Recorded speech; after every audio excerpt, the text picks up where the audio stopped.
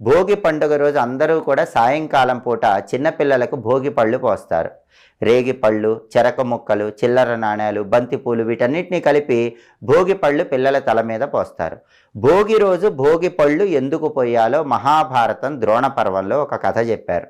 ఆ కథ ఏంటంటే, నరనారాయణులిద్దరూ కూడా బదరిక వనంలో, అంటే రేగి చెట్లున్న వనంలో తీవ్రమైన తపస్సు చేస్తున్నప్పుడు నారాయణుడు పరమేశ్వరుడికి సంబంధించి ఇసుకతో ఒక శివలింగం తయారు చేస్తాడు. దీన్ని సైకత శివలింగం అంటారు.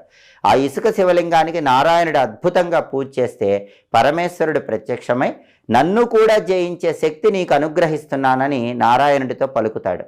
అలా పలకగానే దేవతలందరూ కూడా ఆ నరనారాయణుల మీద ఆ బదరిక వనంలో ఉన్న రేగి చెట్లు గట్టిగా ఊపి రేగి పళ్ళు కురిసేలాగా చేస్తారు. అలా రేగి పళ్ళ వర్షము నరనారాయణుల మీద పడుతున్నప్పుడు నరనారాయణులలో నారాయణుడు సాక్షాత్ శ్రీ మహావిష్ణువు చిన్న బాలుడు